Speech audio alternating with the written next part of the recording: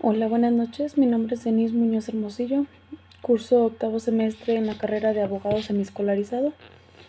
Y esta es la materia de tópicos selectos de materia especializante en penal. Ahorita vamos a hablar sobre lo que es la unidad 7 con el tema de la asfixiología forense. La palabra asfixia, tiene su origen del griego que significa falta de pulso.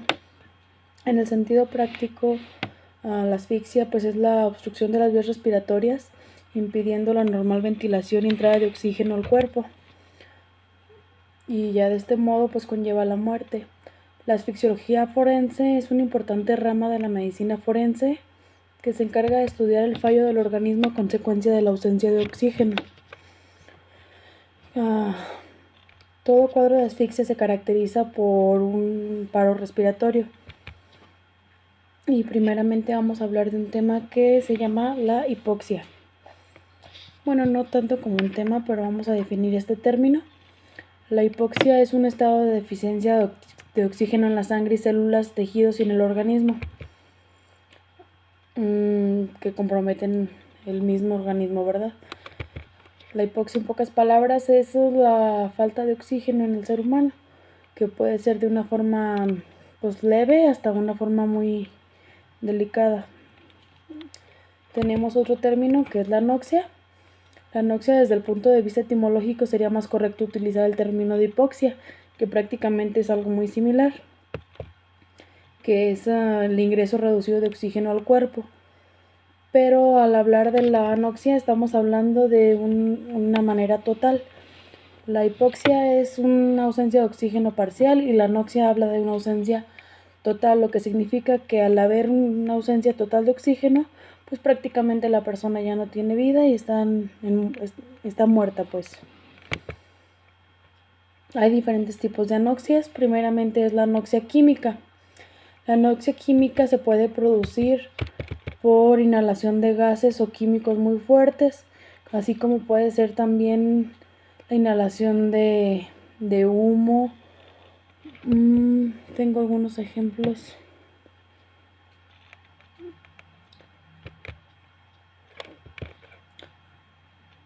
En los casos de intoxicación por narcóticos o anestésicos. La anoxia química pues puede ser de manera accidental o puede ser provocada. También se lleva a cabo en ocasiones en el caso de como los suicidios. Las personas que inhalan humo por decisión propia y los lleva a la muerte, ¿verdad? En el caso de un asesinato, que es lo que nos compete en el área forense, pues ya sería cuando es provocada la inhalación de cierta sustancia causando la muerte. Posteriormente tenemos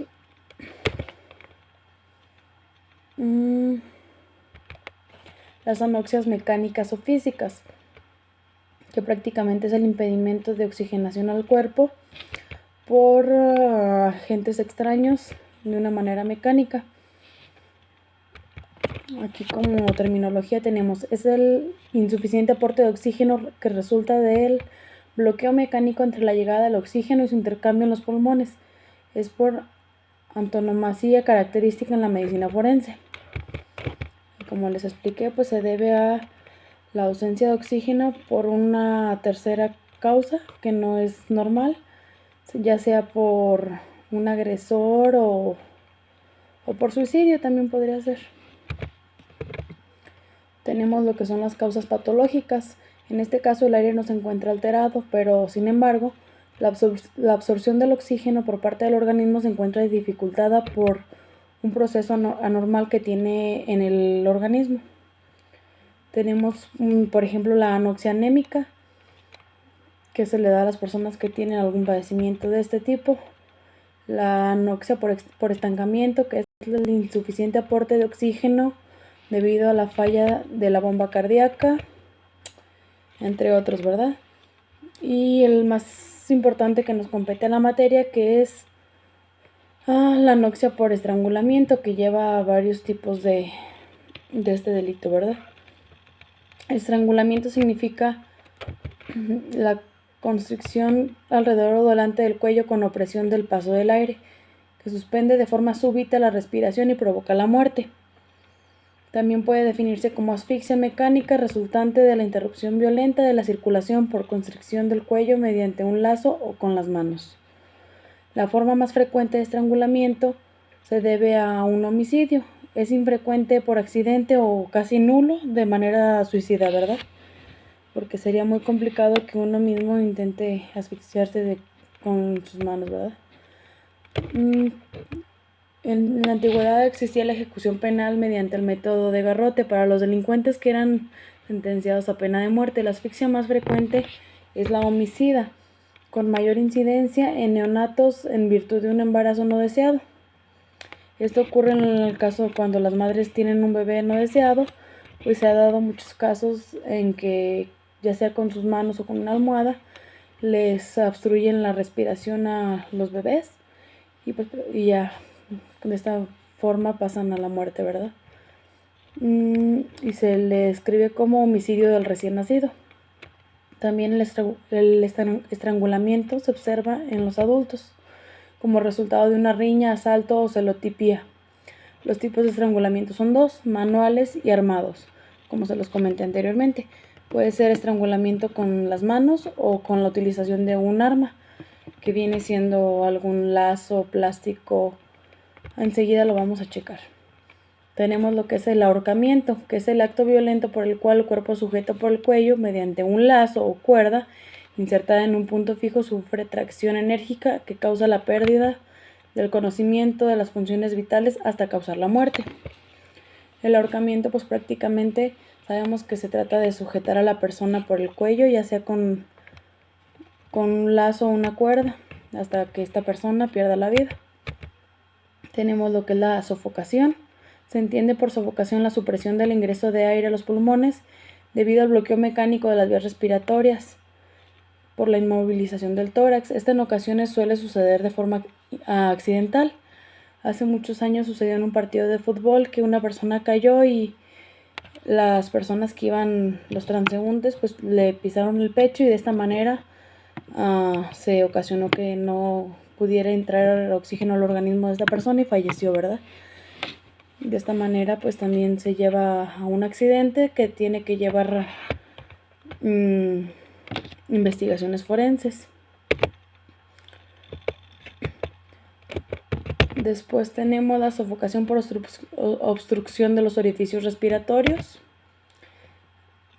Pues prácticamente se debe a tapar nariz y boca hasta que la persona pierda la razón y cause la muerte. Tenemos la sofocación por compresión toracoabdominal, que es casi siempre accidental, sin embargo debe buscarse indicios de homicidio o de suicidio.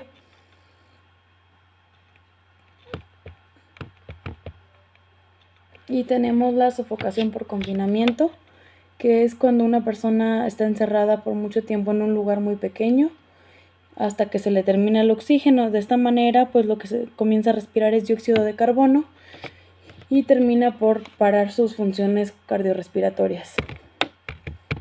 Y tenemos la sofocación por sepultamiento, que esta normalmente se debe a casos de homicidio, que se trata prácticamente de enterrar a una persona viva. La sofocación por crucifixión. Este es muy importante porque se lleva mucho a cabo cuando hay torturas.